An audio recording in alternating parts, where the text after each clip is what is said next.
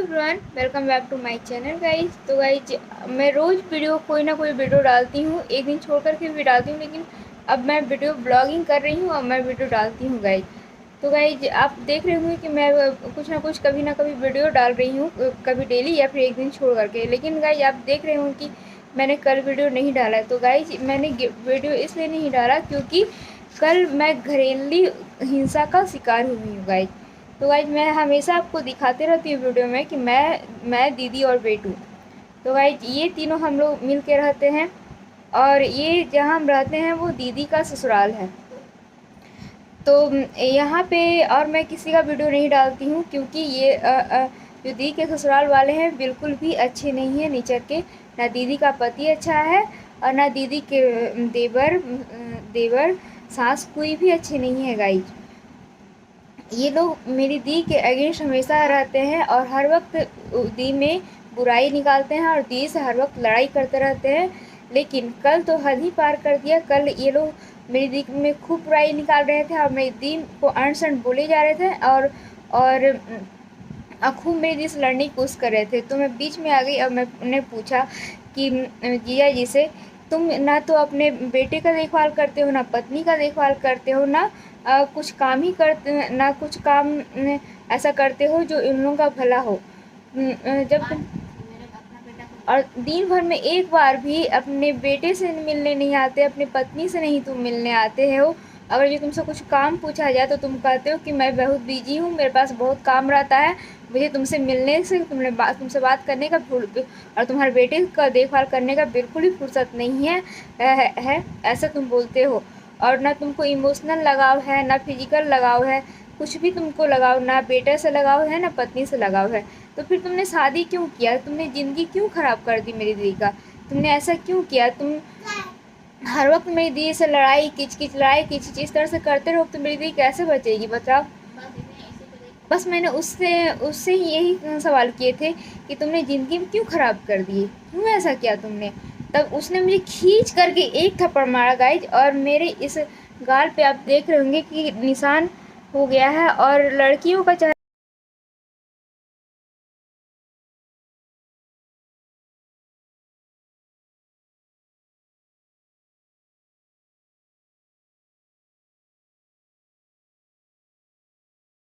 कितना इम्पोर्टेंट होता है गाइज, और उसने मेरे चेहरे को एकदम ख़राब कर दिया। अभी कल ही उसने मॉर्निंग में एक थप्पड़ मारा था और ये जो आप देख रहे होंगे इसमें पूरा घाव बन गया है, पूरा ब्लडिंग हो रहा था। लेकिन आज जो कल उसने मारा था आज शाम तक थोड़ा सा ठीक हुआ और मैंने डॉक्टर को भी इलाज दिखा के आई हूँ। तो गाइज ये तो मेरी दी का शोषण तो जब से शादी हुआ है गाइज तब से कर ही रहा है। लेकिन जून जुलाई में गाइज इसने जुलाई 2020 में इसका भाई ने मेरी दी का जो हस्बैंड है उसके भाई ने मेरी दी पे जानलेवा हमला करने की कोशिश की। तो गाइज उस टाइम जो मेरा भांजा था, जो मेरी दी का बेटा था, वो 3 महीने का तो उस टाइम गाइज 3 महीने का नहीं, वो 6 महीने का 6 महीना का हो चला था। तो मेरी दी ने कहा कि ये तो मेरी जान लेने की कोशिश कर रहा है, कहीं कहीं ये मेरे बेटू को ना मार दे। तो दी मेरी जो जॉब करती है उसने CCL अप्लाई किया हुआ था, वो 1 साल की छुट्टी पे थी। तो 6 महीने की छुट्टी के लिए वो अपने मायके धनबाद आ गई, धनबाद आ गई। और उसके बाद 6 महीने के छुट्टी पे वो धनबाद आ गई। और उसके बाद उसका पति बोला कि अब जो दी का हस्बैंड है उसने कहा कि अब तो छुट्टी ख़त्म हो रहा है, अब आप आइए, ससुराल आ जाइए। तो मेरी दी ने कहा कि मैं ससुराल नहीं आऊँगी, ये तो यहाँ पे मेरा काफ़ी जानलेवा हमला होता है, मेरे ऊपर हो रहा है, ये तो मैं आऊँगी तो ये तुम्हारा भाई, तुम्हारा जो आपका भाई है, जो आपकी माँ है, या फिर आप खुद ही हैं जो अपने बेटों को मारने की कई बार कोशिश कर चुके हैं, आप लोग सब मिलके मुझे मार ही देंगे, तो मैं क्यों आऊँगी यहाँ? तो मेरी दी ने कहा कि मैं जहाँ जॉब करती हूँ वहाँ मैंने क्वार्टर के लिए अप्लाई कर रखा है, मैं बस डायरेक्ट वहाँ जाऊँगी। तो उसने कहा कि आ जाइए आप यहाँ, फिर आपको मैं लेके जाऊँगा क्वार्टर। और तो मेरी दी बोली कि मैं फिर भी नहीं जाऊँगी तो फिर वो वहाँ पहुँचा लेने के लिए मेरी दी को। तो मेरी दी ने कहा कि आपको इंतज़ाम करना होगा केयर टेकर का, बच्चा का, क्योंकि मैं ड्यूटी पे चल जाऊँगी, आप भी ड्यूटी करते हैं, केयर टेकर का इंतज़ाम कीजिए, सारा सामान क्वार्टर में रहने जीविका का जितना सामान है सारा जुटाइए। तो मैं जाऊँगी क्वार्टर, मैं लेकिन ससुराल नहीं जाऊँगी। फिर उसने प्रॉमिस किया कि नहीं ऐसा कुछ नहीं होगा, मैं लेके चलता हूँ तुम्हें, ऐसा कुछ भी नहीं होगा, तुम चलो कुछ दिन ससुराल रह लो, उसके बाद वहीं से सारा काम करेंगे। तो गाइज जब मेरी दी ससुराल आ गई गाइज, तो ड्यूटी तो जाना था क्योंकि अब तो छुट्टी उसका ख़त्म हो गया था दीदी का। तो जब दी अपने बेटे को रख करके गई थी, ससुराल वालों के भरोसे छोड़ के गई थी, तब पता नहीं किसी ने सीढ़ी से ही ढकेल दिया। उसका काफ़ी माथा फूट गया था गाइज, पूरा फूल गया था, पूरा लहूलुहान हो गया था वो, 5-6 टाका पड़ा उसको। तब वो दी बोली थी कि उसको पूरा मुंह फूल गया था, उसको देखने लायक मुंह नहीं था, इस टाइप से उसका हो गया था। तो दी मुझे आनंद फानंद में फ़ोन की कि छोटी तुम कम से कम देखने के लिए, मेरा नाम छोटी है घर का और सुकन्या मेरा ऑफिशियल नेम है गाइज। तो कुछ देर के लिए देखभाल करने के लिए कम से कम तुम आ जाओ, क्योंकि मैं ड्यूटी तो मैं छोड़ नहीं सकती हूँ, मैं छुट्टी लेकर के उसके बाद फिर से मैं छुट्टी नहीं ले सकती हूँ, तो तुम आ जाओ कम से कम देखभाल करने के लिए। तो गाइज मैं उसी दिन, जब दी मुझे कॉल की, मैं उसी दिन ट्रेन ले करके डायरेक्ट मैं अपना, मेरा खुद धनबाद में गाइज मेरा घर है, फिर भी मैं अपने घर को छोड़ करके, अपने पढ़ाई लिखाई छोड़ करके, मैं दी का जो बेटा है उसको देखभाल करने के लिए मैं यहाँ आ गई। ये लोग मुझे हटाने के लिए, भगाने के लिए रोज़ षड्यंत्र करता है, रोज़ षड्यंत्र करता है। अब क्वार्टर कभी वो शिफ्ट नहीं करता है गाइज, वो आज जनवरी से उसको क्वार्टर शिफ्ट करना था दीदी के हस्बैंड को, जो मेरे जिया जी है, वो अब अगस्त पार कर रहा है गाइज, फिर भी वो क्वार्टर कभी शिफ्ट नहीं करता है। और हमेशा हमेशा कहता है कभी पलंग बनाना है, कभी ये बनाना है। तो दीदी ने क्वार्टर शिफ्ट कर कुछ सामान खुद ही जुटाए हैं और ले भी गई है दीदी। तो उसमें हाँ, और दी बोल रही कि मुझे क्वार्टर शिफ्ट करो, लेकिन वो दी के पीछे ऐसा उसको तंग करने में पड़ा हुआ है, वो जानता है कि मैं तंग कैसे कर पाऊँगा अगर मैं उसको क्वार्टर शिफ्ट कर जाऊँगा। उसका जो ससुराल वाला है वो इस तरह से तंग करने में पड़ा हुआ है, इस तरह से मेरी दी को शोषण करने में पड़ा हुआ है।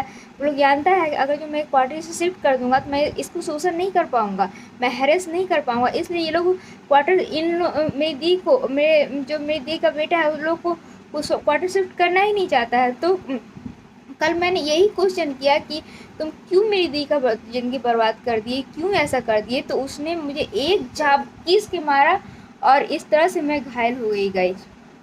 मारने की कोशिश उसने और मेरे अंदर बुराई निकालने की कोशिश तो वो रोज़ करता था, लेकिन कल उसने हद ही का पार कर दिया। कल उसने मुझे ज़ोर से एक झापड़ घिस के मारा और मेरा ये हाल हो गया है गाइस।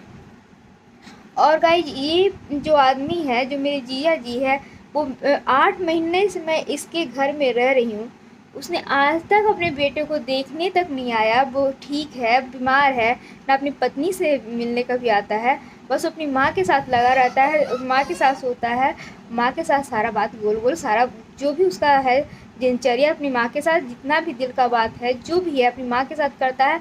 और हम लोग के अगेंस्ट षड्यंत्र तो वो करता रहता है गाइज।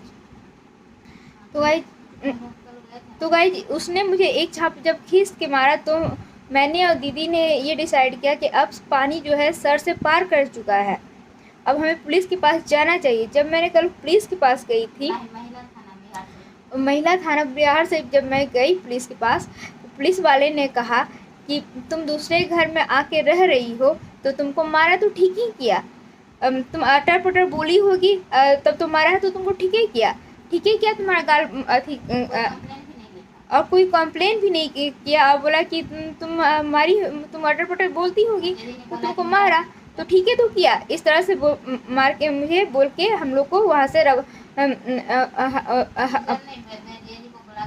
और मेरी दी को बोला कि जिया जी को बुलाता हूँ, तुम्हारे पति को बुलाता हूँ और मैं समझौता करा देता हूँ। बस उसने समझौता कराने का काम किया गाइस, लेकिन वो उसने कुछ भी कंप्लेन नहीं लिखा, ना इसके अगेंस्ट जो उसने मेरे ऊपर हाथ उठाया, ना उसके अगेंस्ट वो FIR लिखा गाइस। मान लीजिए गाइस, अगर पुलिस हम लोग का रक्षा नहीं करती है, पुलिस हमारा इतना कुछ हो रहा है फिर भी वो ध्यान नहीं देती है, कल को हम आत्महत्या भी कर लेते हैं, मर भी जाते हैं इन लोगों के अत्याचार से सह करके, मान लीजिए हम लोगों को कुछ हो भी जाता है तो फिर गाइज इसका जिम्मेवार कौन है? अगर जो इस देश का पुलिस ही हम लोग का रक्षा नहीं कर रहा है तो हम लोग में जनता में जनता इतना पावरफुल तो हम लोग नहीं है। मैं अकेले लड़की हूँ कि इतना पावरफुल नहीं कि इन लोगों का सामना करूँ। अगर जो मुझे पुलिस सपोर्ट नहीं मिलता है तो मैं अपनी दीदी अपने बेटे को किस तरह से मैं बचाऊँ, किस तरह से सेव करूँ? अगर जो इस तरह के साथ किसी को, अगर जो मैं अपने परिवार को इतना हेल्प करने के लिए आती हूँ और उल्टे वो मुझे मार रहा है, तुम इस एवज में वो बोलता है कि तुम बदमाश हो, तुम दूसरे घर में आके रह रही हो, तो वो मारे तो ठीक है किया। तो भाई तो मैं तो बदमाश नहीं हूँ ना, मैं दूसरे घर में आकर रह रही हूँ। मैं तो अपने बेटे और जो मेरी दी का बेटा और दी का मैं सेव करने और उन लोगों को हेल्प करने के लिए यहाँ पे आई हूँ, ना कि मैं यहाँ कुछ करने। मेरा खुद का घर है धनबाद में, मेरा खुद का फ्लैट है, मेरा सब कुछ है, लेकिन सब कुछ छोड़ करके मैं यहाँ आई। तो गाइज आप सुन रहे होंगे कि इस पुलिस वालों की बदमाशी, मुझे सबसे ज़्यादा गुस्सा इस पुलिस वाले पे ही आता है कि पुलिस क्यों नहीं एक्शन लेता है। और जो ये लड़की का मामला है, लड़की कुछ कर लेती है तो फिर क्या, कौन इसका जिम्मेदार होगा गाइज? आप अगर जो आप में कुछ भी